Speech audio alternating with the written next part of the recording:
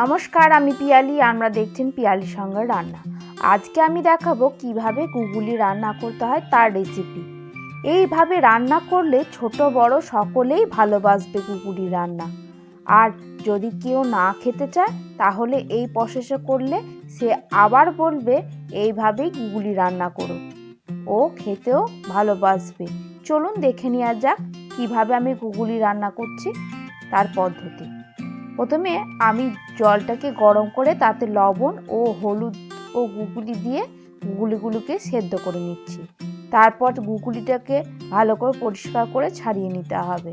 এদিকে কড়াইয়ে তেল, 5 ফোড়ন ও আলু দিয়ে ভালো করে আলুটাকে একটু ভাজা ভাজা করে নিতে হবে। এখানে আলু ছাড়াও গুগুলিটাকেই শুধুভাবে রাঁধতে পারেন, কিন্তু এখানে আমি আলু দিয়েছি।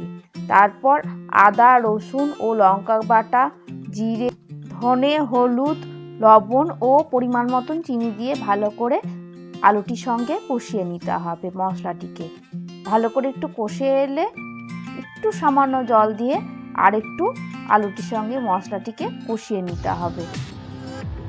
আর মশলাটির সঙ্গে কষানো হয়ে গেলে দিয়ে দিতে হবে টমেটোটিকেও ভালো করে মশলাটি ও আলুর সঙ্গে কষিয়ে নিয়ে দিয়ে দিতে হবে গুগুলিগুলোকেও ভালো করে কষিয়ে নিতে হবে, ঠিক যেমন মাংসর সঙ্গে মশলাকে কষিয়ে নিতে হয় তেমন।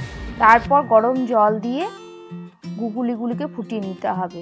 ফুটে এলে গরম মশলা দিয়ে আরেকটু ফুটিয়ে নিতে হবে।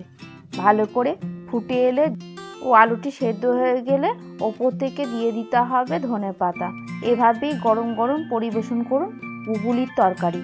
নিজে খান এবং পরিবারের সকল সদস্যকে খান। এরকম ভিডিও পেতে গেলে আমার চ্যানেলটিকে অবশ্যই সাবস্ক্রাইব করবেন ও নোটিফিকেশান বেলটি অন করে রাখবেন। ভিডিওগুলি প্রথমেই পেয়ে যাবেন তাহলে। আর লাইক, শেয়ার, কমেন্ট করতে ভুলবেন না যেন।